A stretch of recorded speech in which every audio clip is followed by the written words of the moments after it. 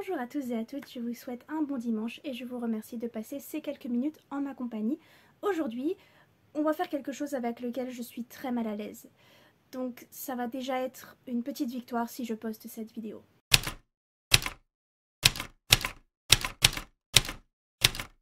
Vous l'avez vu sûrement au titre de la vidéo, aujourd'hui je vais essayer de vous parler de mes romans. Pas mieux si je me cadre plus au milieu, comme une auréole.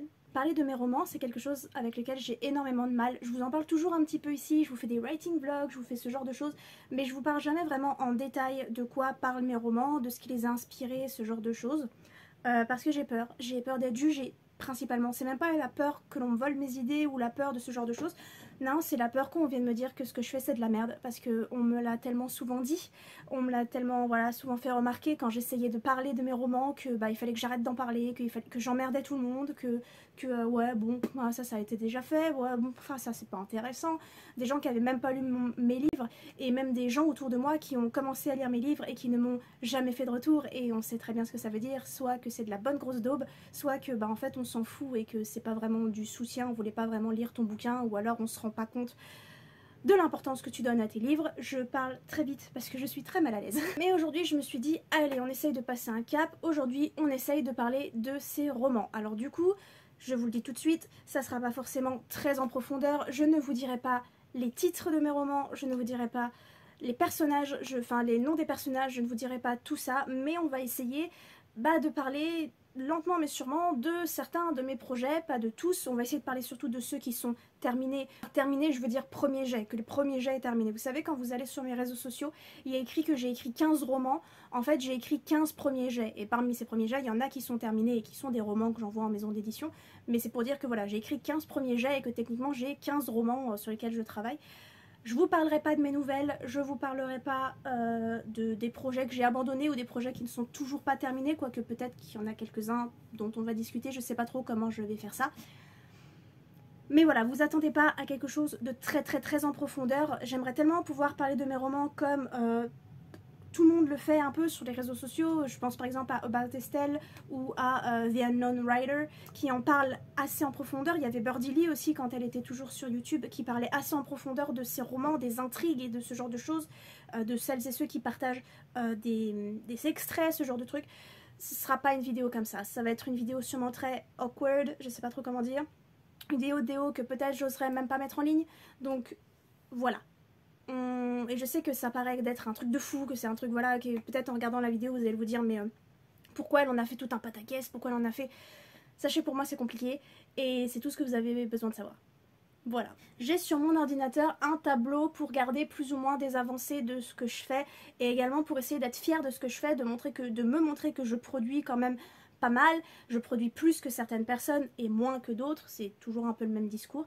Dans ce fichier, il y a le titre, si c'est un standalone ou une saga, le genre, le public visé, la date où j'ai commencé à écrire, la date de la fin du premier jet, la date de la fin de la réécriture, genre de la vraiment réécriture une fois qu'avec la bêta lecture et ce genre de choses, l'état du bouquin et à la fin combien de mots il a pour le moment, avec ensuite des petites cases colorées en dernière colonne, qui sont des cases où je me dis ça oui c'est un truc que j'ai écrit pour le faire publier et je veux le faire publier, et ça non je l'ai écrit mais maintenant j'ai plus envie de le publier ou je pense que ce n'est pas assez bon pour être publié. Du coup on commence. On remonte en 2015 quand j'ai repris l'écriture. Si jamais ça vous intéresse de savoir pourquoi j'ai repris l'écriture, pourquoi j'avais arrêté et l'écriture, enfin voilà ma relation avec l'écriture, mon parcours d'écriture, sachez qu'il y a une vidéo sur cette chaîne qui date de l'année dernière qui s'appelle L'écriture et moi. Voilà, où vous aurez tout en profondeur. J'ai écrit donc une trilogie sur Wattpad, une trilogie qui me parlait du suicide, qui parlait un peu de classe sociale, mais tout ça dans un thème assez dystopique, avec sûrement des tropes très problématiques. J'avais reçu sur le premier tome 50 000 lectures, ce que je ne comprends toujours pas, et d'ailleurs je m'en veux tellement d'avoir supprimé mon compte Wattpad sans avoir fait des copies des commentaires, parce que je pense que ça aurait pu m'aider à me sentir mieux. C'était une saga, c'est une trilogie qui a été très comparée à Hunger Games. J'ai toujours pas compris pourquoi, mais si ça peut vous donner une idée,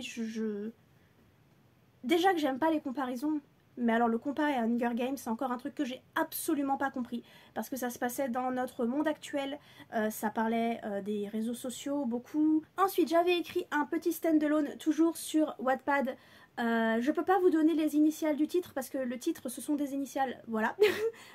Si jamais certaines personnes se souviennent un peu, c'était une dystopie que j'ai écrit un petit peu à la va-vite, très inspirée de The 100, la série Les 100, beaucoup, parce que en fait quand je repense à certaines scènes de ce bouquin, j'ai des images des 100 dans la tête en fait, des paysages surtout, des voilà.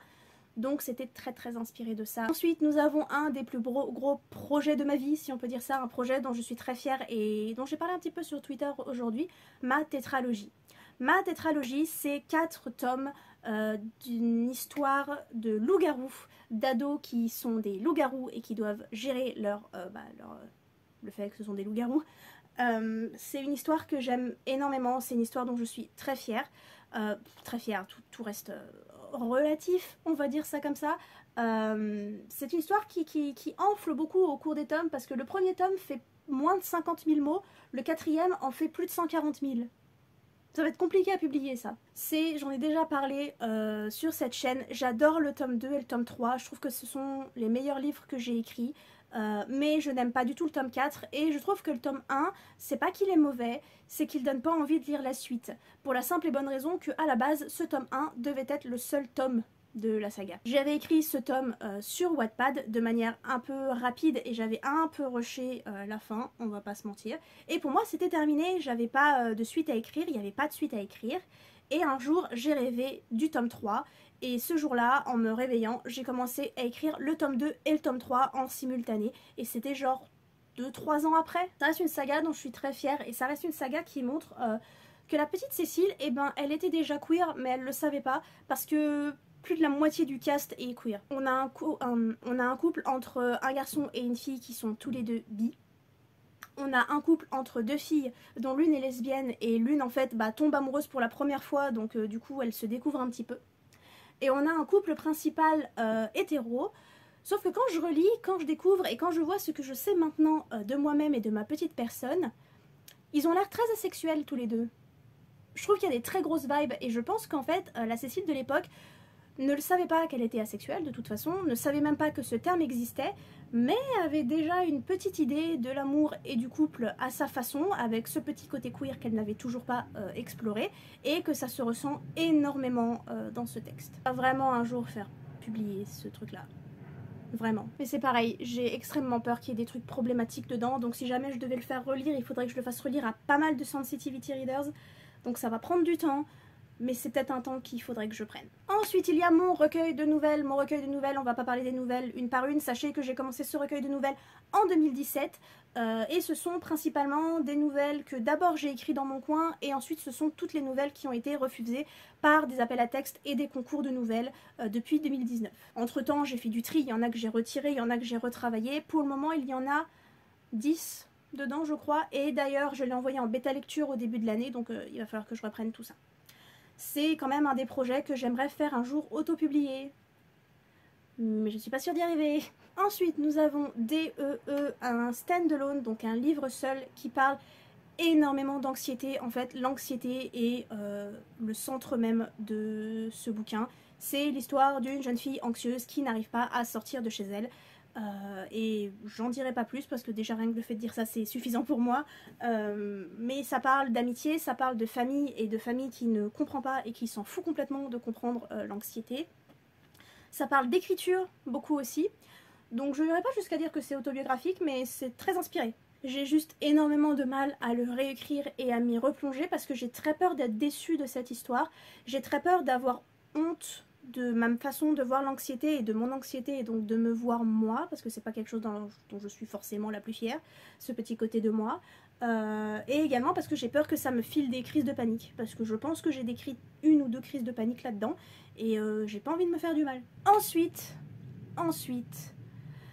plusieurs mois après DEE, presque 6 mois, pile 6 mois, ouais, oui on voit les dates, hein, j'ai écrit DM. DM, c'est un roman d'urban fantasy, un tome unique, un stand-alone d'urban fantasy young adulte dont je vous parle beaucoup ici parce que vous me suivez depuis un petit moment, depuis 2 ans, dans ma recherche de maison d'édition pour ce roman. C'est un roman qui met en avant une troupe de femmes, plus ou moins, en tout cas en grande majorité queer.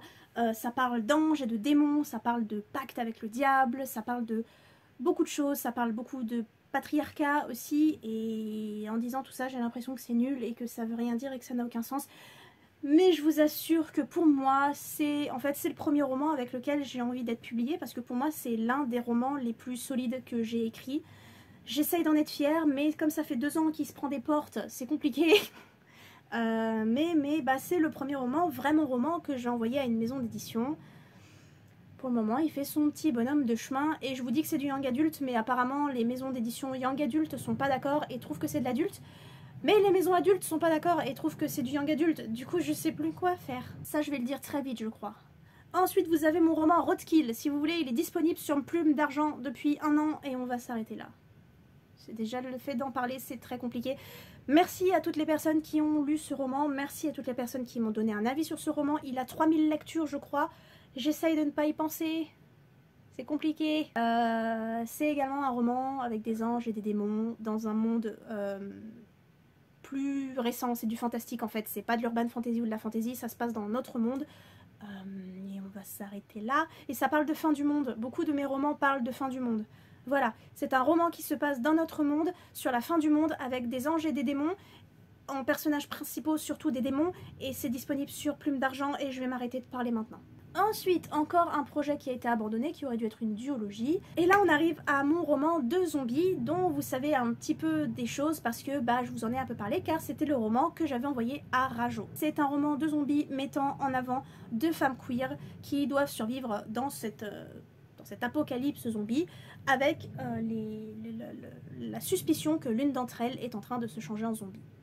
En gros. Ensuite, nous avons L.A.E.L.V. qui est le roman que je suis en train de réécrire actuellement avec grande difficulté pour espérer l'envoyer à Scrineo avant qu'ils ferment leur soumission en septembre. Si jamais vous voulez envoyer, c'est en septembre. L.A.E.L.V. c'est un roman de fantasy young adulte encore. Qui met en scène une banshee et qui parle de fin du monde. C'est un thème que j'aime bien et du coup, des fois j'en ai un peu honte d'en parler parce que j'ai l'impression d'écrire toujours la même chose et que du coup ça n'intéresse pas. Et c'est pour ça que je ne parle pas de mes romans. La réécriture est extrêmement compliquée. Très compliquée. Beaucoup plus compliquée que ce que je pensais. C'est purement moi parce que mes bêta-lectrices ont été très sympathiques et ont fait un énorme boulot. Il y a des passages dans ce bouquin dont je ne suis extrêmement pas fière et que je n'arrive pas à corriger. Et donc du coup j'ai décidé d'abandonner la correction de ces passages. Ça paraît ridicule comme ça, mais en fait ça me prend tellement la tête, ça me bousille le cerveau et j'ai l'impression que plus j'essaye, plus ça empire. Donc du coup j'ai décidé que ces passages-là, tant qu'on comprenait ce qui se passait et tant qu'ils avaient une importance dans l'histoire, j'allais arrêter d'y toucher et passer au suivant. Et qu'on allait espérer que si quelqu'un un jour finit par lire ces bouquins, ce bouquin en tout cas est un recul différent, voilà, plus de recul sur le livre.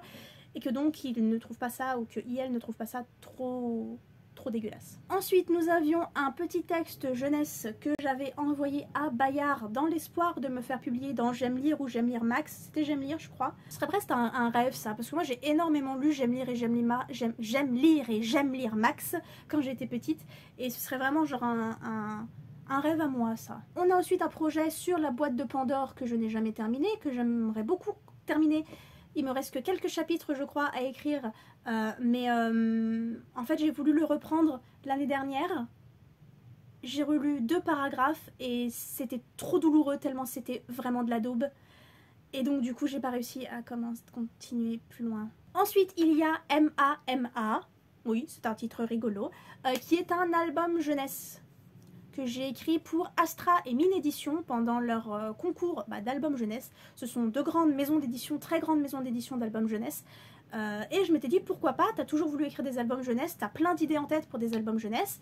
C'est un concours qui demande uniquement le texte, parce qu'ils trouvent ensuite eux les illustrateurs et illustratrices.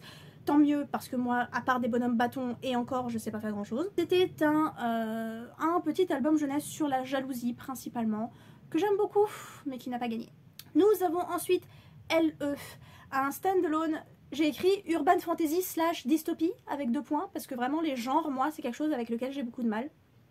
C'est une histoire de sirène, c'est une histoire qui se veut féministe, une histoire qui se veut contre le patriarcat, avec une fin que j'aime, enfin qui se veut contre le patriarcat. Restons quand même très très vagues là-dessus, parce que j'écris pas dans le but de combattre le patriarcat, dans le but de mettre des personnages queer en avant, parce que à mort les hétéros, vous voyez, ce genre de choses. J'écris ce que je veux écrire sur des sujets qui m'intéressent et qui me touchent, mais ça reste quand même de la fiction bateau, entre guillemets, ça reste, voilà, de la fiction, comme on a déjà vu, des femmes qui se rebellent contre une société.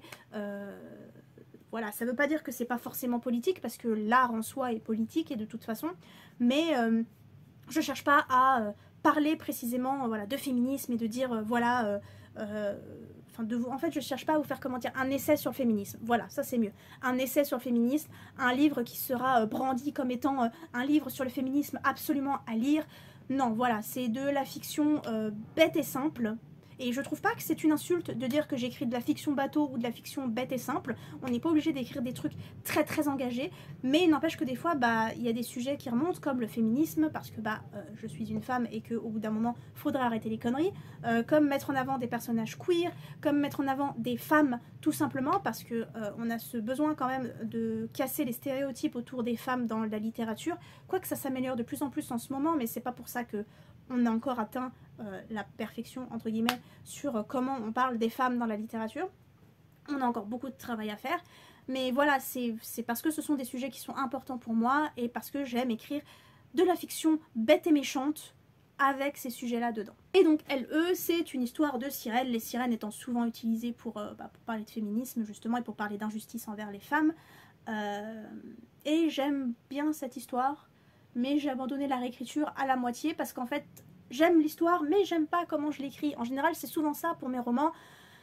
J'aime l'idée est bien, mais une fois qu'elle est sur le papier, peut-être que ça devrait pas être moi qui la raconte, parce que moi, je sais pas faire. Ensuite, j'ai abandonné une espèce de romance à la con, j'ai abandonné une réécriture mythologique, mais ça, peut-être que je la reprendrai après l'année prochaine. Parce que je suis motivée pour écrire ça. Cette réécriture mythologique, je suis plutôt réécrite. Qu'est-ce que je raconte? Cette réécriture mythologique, je suis plutôt motivée. Je viens de remarquer que je vous ai pas parlé de ma saga jeunesse commencée au collège. Au collège, j'ai commencé une saga jeunesse. Alors maintenant, ça sera plus un stand-alone, mais à la base, c'était une saga pompée complètement de Peggy Sue et les fantômes de Serge Brussolo, que depuis le collège, je tente d'écrire et de réécrire pour l'envoyer à des maisons d'édition. Mon rêve serait qu'elle soit publiée par Gulfstream dans leur collection Étincelle, parce que j'aime énormément cette collection. Et j'y arrive pas. J'ai 3 chapitres. Au collège, je l'avais écrit dans sa totalité. J'avais écrit le tome 1 complètement pompé dans son intégralité. Je l'avais écrit entièrement à la main et je l'avais donné à ma meilleure amie de l'époque pour qu'elle me corrige les fautes. Je ne suis plus en contact avec cette femme, mais à l'époque, elle m'avait dit me l'avoir rendu, et moi je lui disais que non, elle ne me l'avait jamais rendu, et on n'a jamais su qui avait raison et qui avait perdu en fait ce texte. Mais il me restait 3 chapitres qui avaient été tapés à l'ordinateur, 3 chapitres qui sont très mauvais, et 3 chapitres que j'ai réécrits ensuite quand j'étais au lycée, puis ensuite j'avais arrêté d'écrire, puis quand j'ai repris l'écriture, je les ai réécrits à la fac, et aujourd'hui j'ai 27 ans et j'ai toujours ces 3 premiers chapitres qui ne sont plus pompés de Serge Brussolo, quoique il y a quand même une assez grosse inspiration, mais qui n'a rien de plus depuis. Voilà, 3 chapitres. Et de temps en temps je m'y remets, de temps en temps je les relis, je les réécris et j'essaie d'aller plus loin, et j'y arrive pas. Et enfin, il y a le dernier projet que j'ai écrit cette année qui s'appelle O. En fait, il s'appelle pas O, c'est juste que c'est la première lettre du titre et c'est un prénom. C'est un texte de sirène qu'il faut que je réécrive avant fin novembre, parce que je veux l'envoyer à la maison d'édition Octoquill dans le cadre de leur appel à texte. Les éditions Octoquill ont lancé un appel à texte, alors je sais plus si c'était en début d'année ou en mi-d'année, pour soutenir un illustrateur ou une illustratrice ukrainienne ils lui ont commandé 2 couvertures et ensuite ils ont demandé aux gens d'écrire des romans inspirés, ou en tout cas des textes, parce que ça peut être une novella aussi, des textes inspirés de ces couvertures. Et il y a une de ces couvertures qui m'a complètement tapé dans l'œil, où on dirait une espèce de créature marine rose, il y a du rose, il y a du bleu, il y a du violet, et ça m'a énormément parlé. Et au début j'arrivais vraiment pas à m'y mettre et j'étais à deux doigts de leur envoyer en fait LE, justement, puisque ça me faisait penser à une sirène. Sauf que mes sirènes à moi, elles sont pas jolies comme ça dans LE, ce sont des créatures dangereuses et des créatures très pas forcément dans le concept qu'on se fait de la beauté d'une sirène, en fait, plus quelque chose de monstrueux. Et donc du coup ça collait pas avec la couverture. Et au bout d'un moment j'ai eu une épiphanie pour juste une scène qui était celle du prologue. J'ai écrit enfin pas le prologue, le premier chapitre. J'ai écrit ce premier chapitre et s'en écoulait pendant 2 mois d'écriture, une novella. Alors il va falloir juste se mettre d'accord de si c'est une novella ou un roman. Pour moi un roman c'est à partir de 50 000 mots. Sauf qu'il y a des gens qui du coup m'ont dit non, les novellas ça s'arrête à 30 000. Et là t'as envie de dire oui mais entre 30 000 et 50 000 il y a quoi? Et les gens ils te disent c'est un roman. Non, c'est toujours une novella. Non, c'est un roman court. Non, c'est une novella longue. C'est une nouvelle. C'est une...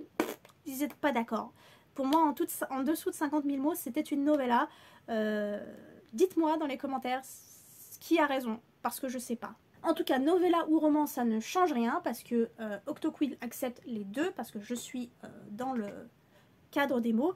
Il faut juste, dans la limite de mots, il faut juste que je la réécrive, en fait. Et ça a été très dur à écrire vers la fin, cette histoire, parce qu'en fait, c'est pas le texte dont je suis la plus fière. Voilà, je suis extrêmement mal à l'aise, j'aime pas du tout cette vidéo, mais on va essayer de la monter et de la mettre en ligne quand même. Je vous remercie d'avoir passé ces quelques minutes en ma compagnie. N'hésitez pas, comme d'habitude, à liker, partager, laisser un commentaire, vous abonner, pourquoi pas. Je vous souhaite un bon dimanche et je vous dis à la semaine prochaine.